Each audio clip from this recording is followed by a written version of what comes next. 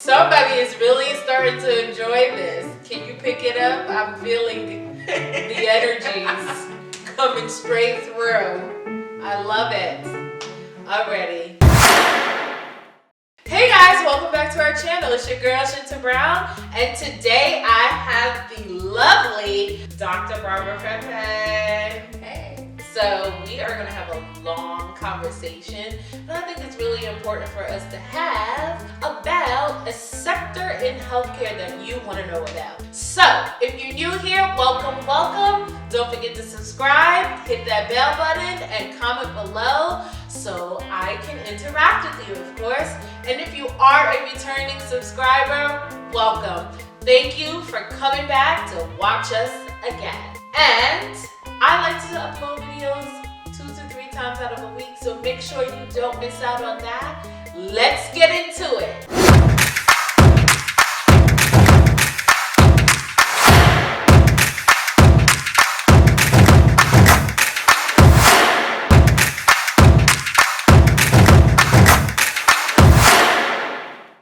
So for those who do not know, Barbara is my god sister. She is a doctor, and she's going to tell us what she does and how she does. So, Barbara, what kind of doctor are you? I have my doctorate in clinical and school psychology. Through the years of schooling, I've curated a specialization in trauma and juvenile justice. I got interested in it. Pretty much, I did my master's at John Jay College of Criminal Justice in New York. There, I wanted to really, of course, going into that program to get my master's in forensic psychology, I wanted a better understanding of criminal behavior. And I chose to focus more on children and adolescents and juvenile justice because I felt as though with children, they're more impressionable than adults that are more like hard set in their ways. And that's how I got interested in that. And then when I was in my doctorate program, I did my doctorate internship at a juvenile justice and probation center in San Antonio, Texas. And while there, I got to see firsthand the statistic that about 90% of children in the juvenile justice system have a history of trauma, right? That is a huge percent. Yeah, it's a very huge percentage, and it's unfortunate, because I think sometimes the justice system is supposed to rehabilitate, but it may not necessarily be doing that, right? And that's why we have a lot of individuals that are reoffending, right? Sometimes children go into adulthood continuing to engage in criminal behavior. So I think through that experience and seeing that firsthand, my perspective changed. My perspective changed from more focusing on juvenile justice to I need to better understand trauma, to really do that needed healing work for that population. So I have been working at a site for about 5 years now, doing evaluation and treatment for children who have experienced abuse. Wow, that is amazing. That is really amazing.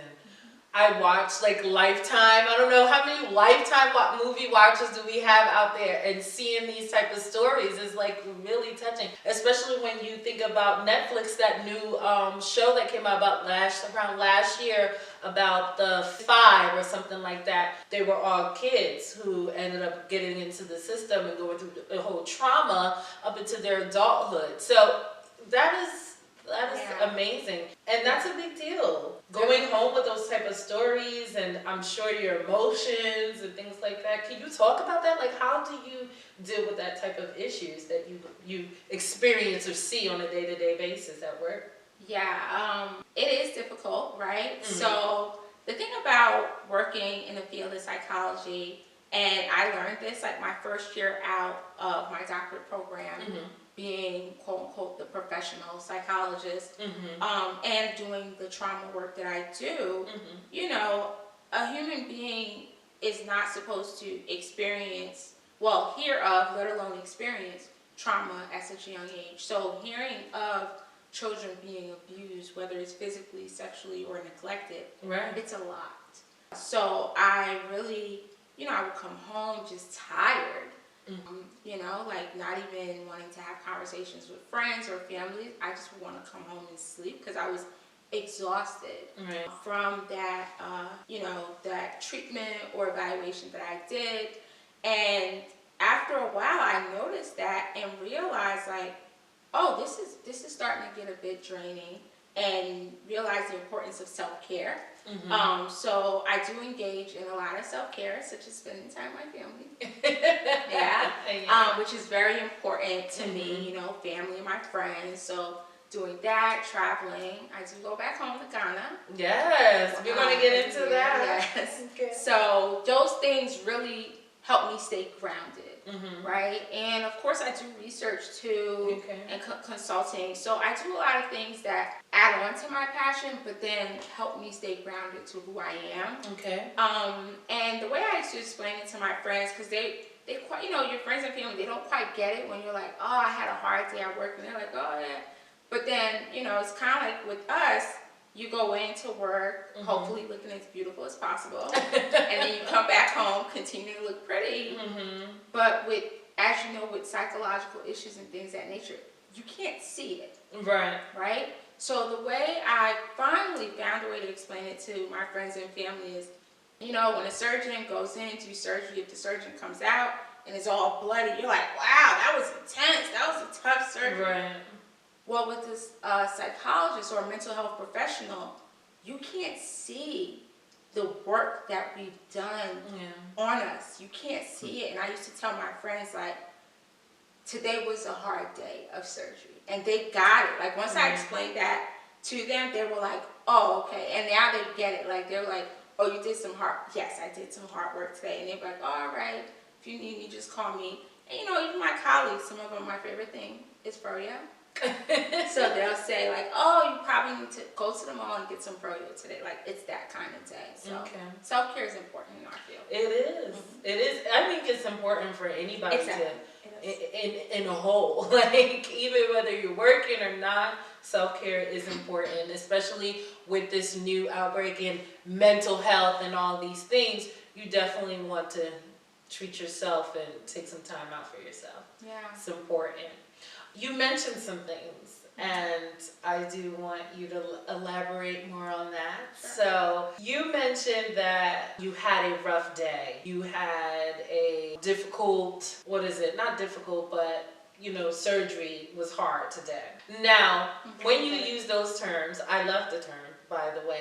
Is it because you're actually digging for more information from the child? Like, what are some things that can actually make it a hard day for a psychologist, especially who specializes in juvenile work? What would make your day really hard? Can you elaborate a little bit more on that for us? Sure. So just in general, mental health professionals that do work in trauma, you're not hearing necessarily about like a day-to-day challenge and things of that nature. Just that key word of trauma, it's significant. Something significant has happened to someone that can potentially impact them for days, months, and years. Right. So these are really intense cases and incidents. These are intense experiences that individuals have had. So, within the field of psychology, there's this thing called vicarious trauma, which is basically having symptoms of trauma from hearing about someone else's traumatic experience. So that's something to keep in mind for mental health professionals and even first-line responders, including police officers, first aid individuals, and things of that nature, But I know that I always like to say we really have to talk about the spectrum. When we talk about trauma, there's resilience, right? Just like the children that I serve, it's a great thing and rewarding for me in the work that I do when I see them become resilient from the traumatic experience that they've had. So there's also this concept of vicarious resilience, right? Where the therapist will, through providing therapy for their patient and seeing their patient overcome the trauma they've experienced, they themselves too will have a greater sense of hope, right? Because if I'm seeing you go through something that you felt as though was the hardest thing ever, and you're saying that you can't ever see yourself beyond this, but then you do, you grow from it, and you're empowered and you're advocating and helping others who's been through the same thing. Right. It gives me, the therapist, that hope that, wow, people can overcome. That's awesome. When you're out and you see a kid, like let's say, you know how they have these hotlines for the elderly who are being abused at home. What are the signs that we can have to notice that a child is being abused at home or going through some type of issues that they need to see someone or they need help?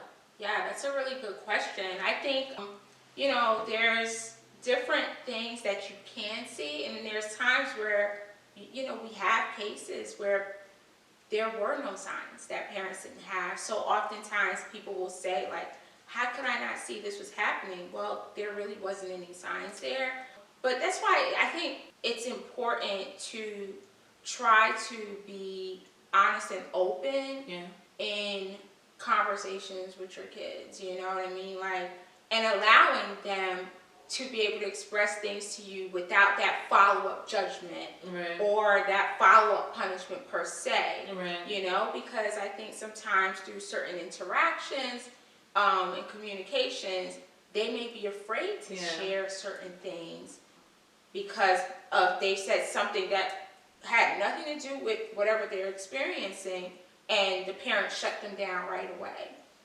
And needless to say, in addition to that, I think just certain things as, if a child is being withdrawn, all of a sudden, or they don't feel comfortable going to certain places, around certain people, and things of that nature. But each case is different, so there's not like a clear, concrete, this is the sign per se, but really, having that open discussion and checking in.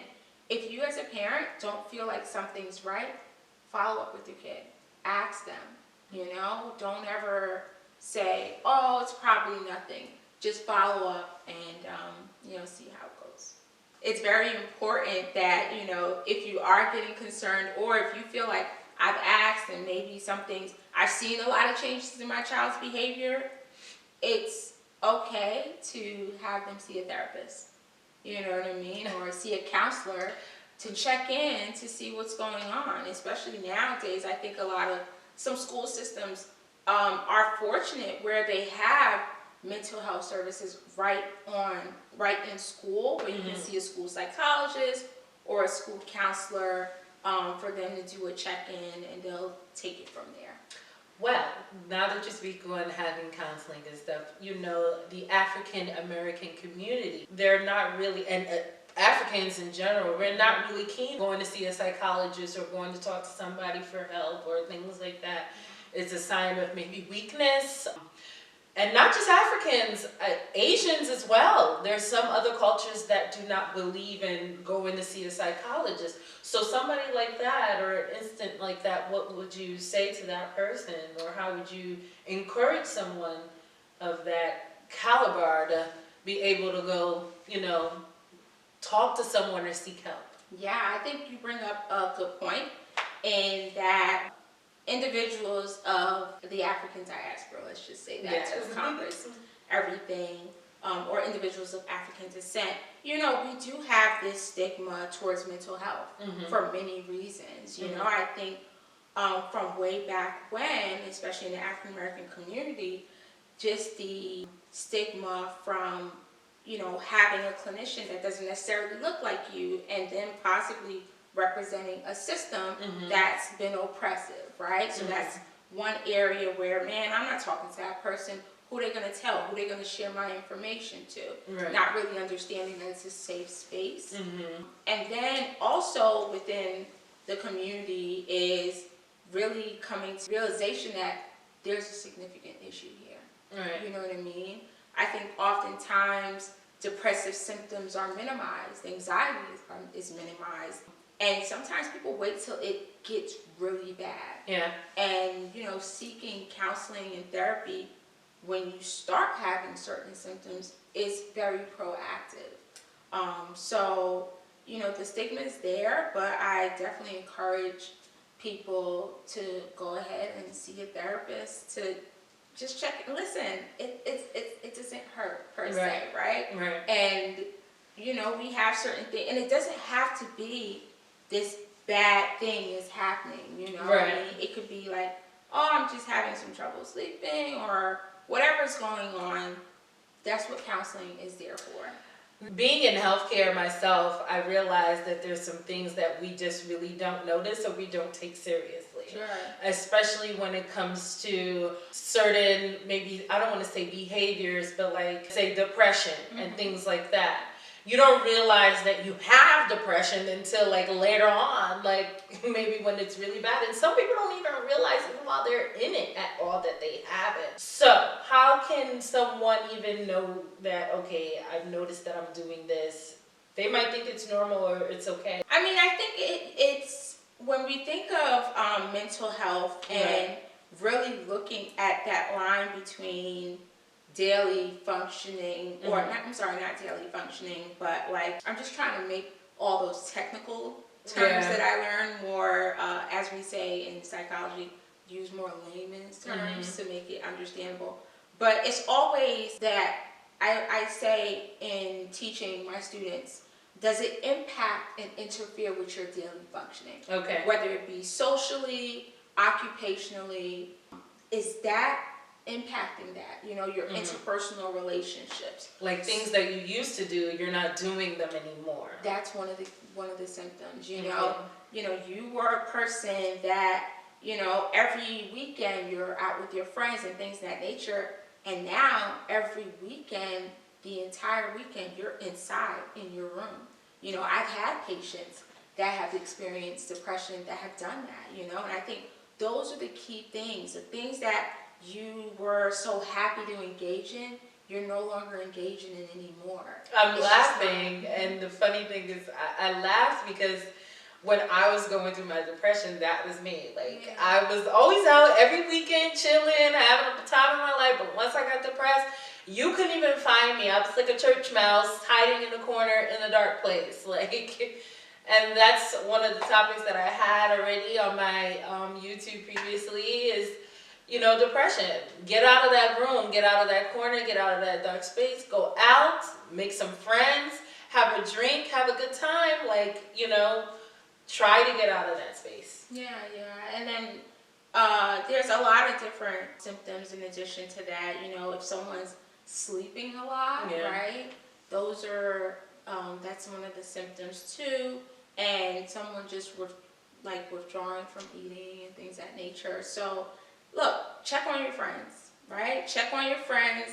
The always, hey, friends, and the ones that's a little bit to themselves, check on your friends, you know, and if you think something's up, I think creating that safe space to talk about mental health, you know what I mean? Definitely. And not joke about it and say like, oh, someone like, dang, I've been feeling depressed lately.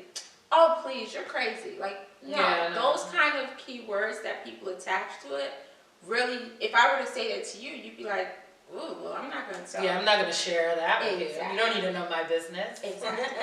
Definitely. So it's important to have those open discussions. And I think nowadays, especially with like social media and things of that nature. Oh my gosh. People are all about obtaining or maintaining this like image of a positive life, you know, and not understanding or not sharing the downfalls. And it's important. Listen, you know, with my close friends and family, I share my highs to highs, and I will definitely share my lowest to lows, you know, and I think in the work that I do, in addition to what I do, I also, you know, train students and things of that nature. Yeah. I tell them about my failures. I tell them about my failures in this journey to being a doctor, because I want them to know that it hasn't been a smooth ride, right? Nothing is easy. Nothing is easy, but you stay with it. You know, it makes for a greater professional. It makes for a greater, look, think about all the great athletes or all the great whoever's. They've had adversities that they've overcome. So oftentimes this whole, you know, going around making it seem like everything is always perfect, it's a wash. And speaking of social media, the power that it's having over people, they're watching relationships, they're watching people spending money, going on trips and things like that, and it's like, oh, it's adding some type of pressure. Yeah, definitely. Pressure and unnecessary depression, and it's just really sad. Like, what are your thoughts on that? Because I don't understand it, and I don't live my life for like public anything. If I'm doing something, it's because I want to do it, right? I've always been someone who doesn't care what anyone else is doing. They do the things that they do for themselves. I'm a part of those people. Yeah. What are your thoughts on that? I think social media has added like a whole nother level to everything that's going on, right? Whether it be from political issues to personal issues and perceptions. So what happens, and it basically is illuminating the idea, the belief into comparison, Right. social comparison, Granted, people can say, I just post my picture, just post it. It's on you, how you react and respond to it, which is true. However, when people are constantly, keeping, and it's really, right, I get it, because I'm just hearing the feedback in my head. People like, well, it's my page, I post what I want to post. And it's so funny that you said that. I was watching a girl from Nigeria. She posted 2 days ago, actually, and I laughed. I was like, I read it, and I just couldn't stop laughing. She said, under her picture, she said, I am thankful that you chose me to look up to. However, my page is not geared for you to look up to me. So I'm going to post what I want to post. And I laughed so hard. She was like, I didn't come on Instagram to be an influencer. Like, who am I influencing? And if I'm influencing you, then I'm sorry, but I still have to be me. Like, and I clapped and laughed. Like, I've never seen anyone, but it's real. Yeah. I think, so that's the one aspect, right? People feel like, just post what I want to post, it's up to you what you do with it. And then the other aspect is the individual that's looking at it. Right? So understanding, right, with that same energy that people post what they want to post, you can't necessarily see something and say, that's the full picture of the individual in their life. Right. And I think that's what happened with social comparison. You know what I mean? We oftentimes will compare ourselves to whatever that person wants to show us. And I can create, literally, you could create whatever story you want to create. If I want to create that I have this perfect life all the time, I can create that. Of course, that's why I believe that they have this term, a picture is worth 1,000 words, right? And one picture can mean several different things to anybody that's looking at that same exact picture. So, yeah, so it's important that, people detach themselves from that and that social comparison, whether it be through social media or in real life. Because I think even in people's journeys and walks of life, listen, it's not a race. Right. It's not a race. Like, you got to do this, that's good for you. Like, I'm on my journey. right. And really focusing on yourself. And that's why I love what this saying that's out there, like, the only person that I'm competing with is myself from yesterday or last year or whatever, and that's it. Right. So I think that helps because it's easy to spiral down into this, maybe I haven't done this yet, and get into that depressive. No, let it go. That's their journey. Good for them. Right. So what advice would you actually give to someone who is considering this type of career path? Sure. So first of all, doing with the field of psychology, it's a long road. Right. So for myself, I was 4 years of undergrad. Well, actually, I went to the Howard University. Ooh, the school of turn up and education. Yes. Okay. All right. We produce the best of the best of the party people, and the best professionals ever. Okay. Right. Period. But I loved it so much. I I spent an extra semester there. Thanks to my parents for paying for that. Right. I spent 4.5 years there, and then 2 years getting my master's, and then 5 years for the doctorate. You know, with psychology, yes, you can still find a good job after the bachelor's, Right. but to become a psychologist, you have to carry on to that long road. Right. And it's a lot of work and a lot of commitment. So I definitely let my students that I teach now know that it's a long road ahead. Is it worth it? Absolutely. Okay, so that's good to know. And then also, there's different things that you can do at each step. So with a bachelor's, you can be a counselor, maybe at a residential setting, or doing like mobile crisis, family response, and things of that nature. With the master's, depending on what kind of program you're in, you can be a therapist, get a LPC, and be a licensed professional counselor. And then with the doctorate, after passing your boards, you're a psychologist. And you mentioned that you do consulting. Yes. Okay, tell us a little bit about consulting. Maybe somebody's looking to be a consultant in psychology. That would be nice. Yes. What do they do? What does it entail?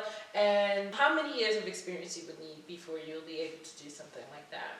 Well, I think consulting really, in the field of psychology, really comes out of the years of, well, your educational knowledge and your years of experience in whatever kind of like specialization that you've curated for yourself. Right. So I do a lot of consulting around trauma and juvenile justice. You know, I've really focused on that through the years, whether it be through assignments in class, through certain special research projects, in treatment settings and things of that nature. So I've always continuously looked in those areas, and that's how I became a consultant in that, working with police departments, doing presentations, and so forth.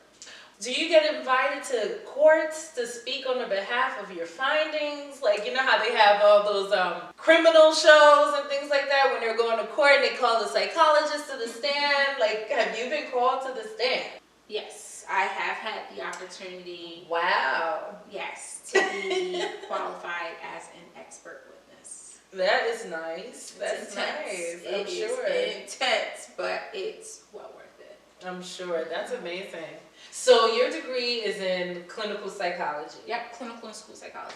What other specializations are out there for psychologists? If somebody may be wanting to pursue that but do not want to go through clinical, or maybe they don't want to go to juvenile but they still want to be a clinical psychologist, what are the type of things that they can do with that? Yeah, so the good thing about a degree in clinical psych is that it's really broad enough where you can curate certain specializations. And that usually happens when someone has a degree in clinical psych, counseling psych, and so forth. So with that, I focus on juvenile justice and trauma. I have colleagues with the same degree that do sports psychology or neuropsychology, and curated their specialization through their internships, jobs, and so forth. So you just have to focus on the degree that you're getting in psychology to make sure, if you feel like you're a person that I'm just not quite sure, make sure that it's general enough where you can curate your specialization later. Getting my parents on board to psychology was a challenge in of itself. Just to sidetrack a little bit. Let me interrupt you. Did they want you to do nursing or doctor, medical doctor, or do their lawyer or something? Yeah, it's so interesting that you bring that up because, I went into Howard, the greatest university ever, majoring in bio-pre-med, because the discussion, and I knew it myself that I wanted to be a doctor. So the discussion around that was, okay, you're going to be a medical doctor, pediatrician. So I always knew I wanted to work with children and adolescents, and that was that. Okay. But the passion wasn't there, the passion, let me retract that. Listen, first semester at Howard, I was in the books, went to every single biology class, and did first F in my life. Oh my God, you F? Yes, honey. How? I'm glad you got so much faith in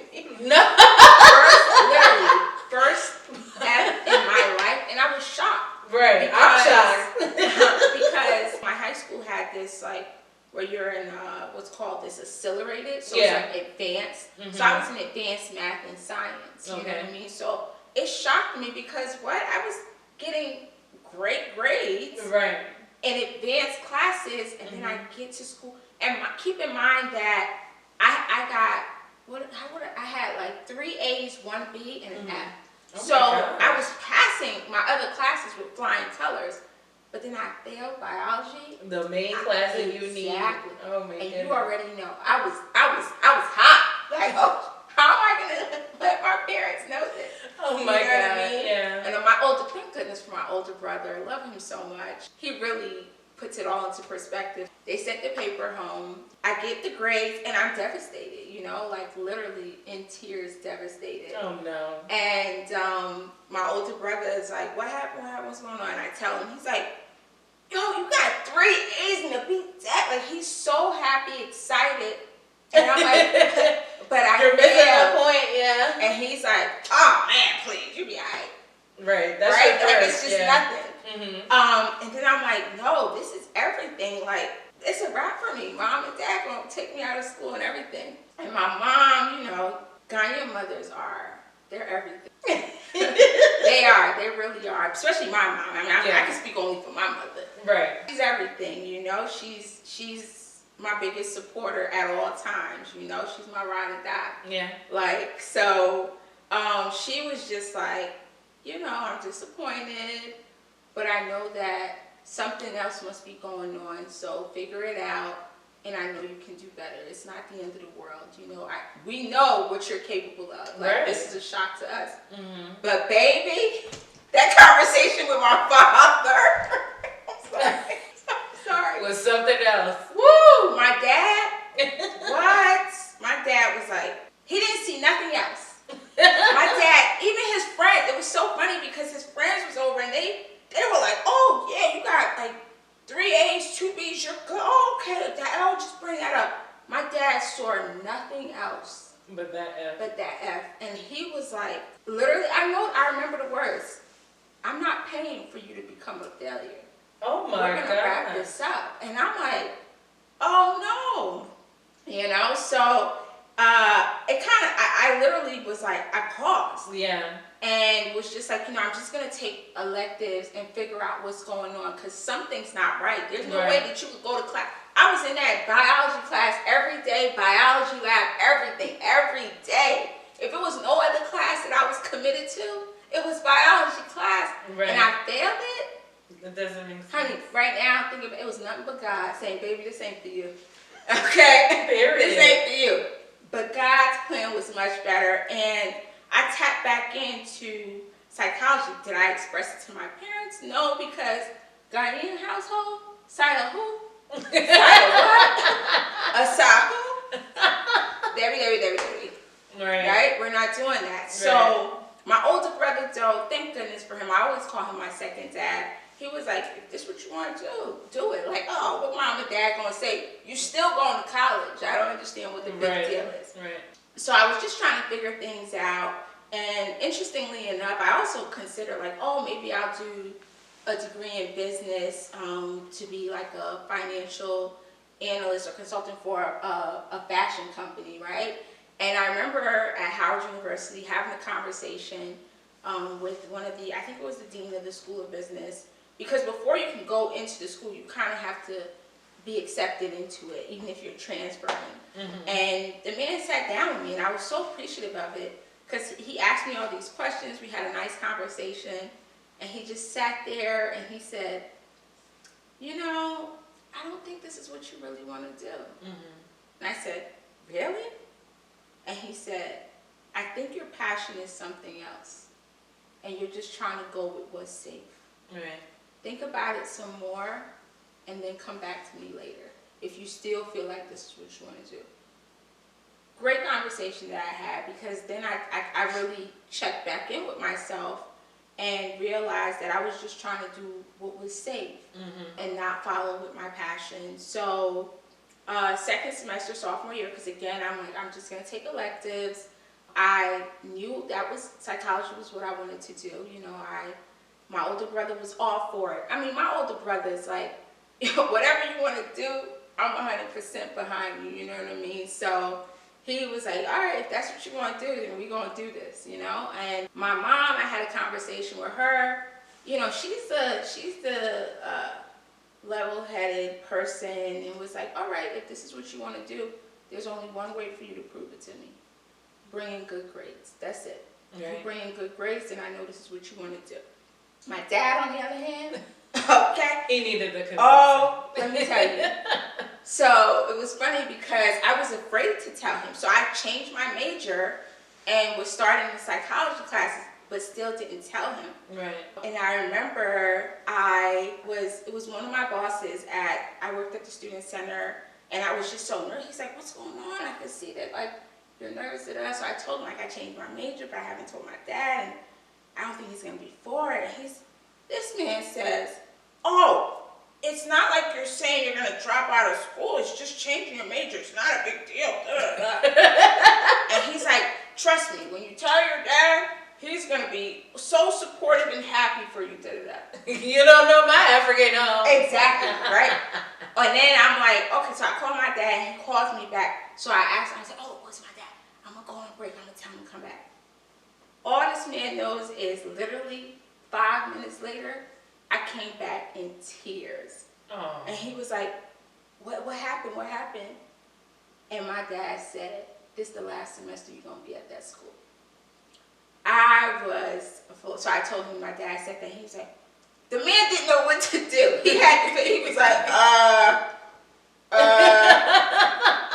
do you want to go home? And I was like, yeah, I do want to go home because I'm so upset. Oh my goodness. And my dad didn't talk to me for like literally 2 weeks. He did not speak to me for 2 weeks. But now when he sees you, he's so proud of you. Girl, okay? But it took a while. Let me tell you, it still took a while. So and thanks for my mom, I think she played that good mediator. Yeah. And how could you deny me? I was hitting that dean's list semester after semester after semester. I was busting them 4.0s, okay? Right. Straight A's. Ain't nothing else to look for in the report card. Since I changed into psychology. So it was just like, how could you pull me out when the grades are good? Right. But, you know, it was gradual because my dad was still like, are you still doing that psychology thing? Yeah, like Sir, it's not a thing. It's not a thing. It's a career. Right. They don't have that understanding. Yeah. Like, a lot of people even, like, one girl I was talking to was saying that she wanted to go into IT, but her grandfather in America here was forcing her to do nursing. And she did some type of healthcare related job, but she wasn't happy in it. She went and got her degree in it. She's not happy in it. She couldn't stand it. And you know, healthcare is serious because you get licenses in these particular fields. And then anything you do, that's your license. And you could go to jail. You could, unnecessary drama. So if somebody's not feeling something or doesn't want to really do it, let them do what their heart desires are.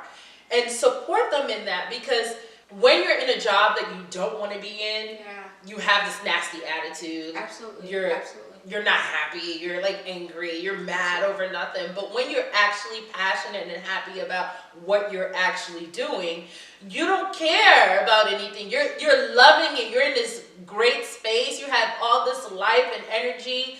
Because you're happy, you're excited. That's something that you want to do and you have passion for. And then people see that. They feed off of that energy, they feed off of that light, and then they gravitate to you and more doors open because you are doing the best that you can do in what you're doing because you love it. Yeah. So a lot of people don't realize that. Well, there you go. I hope you enjoyed this show. We loved you here. I hope you come back for another one. Sure. Dr. Bravrea, she came through with the whole breakdown of the psychology. So I hope you know what a difference in clinical and forensic, because now I learned. I hope you did too. If you haven't, hit that bell button so you know every time when I post a new video. Make sure that you subscribe if you haven't as well. Comment below because I want to interact with you. And thanks for watching. Bye, guys.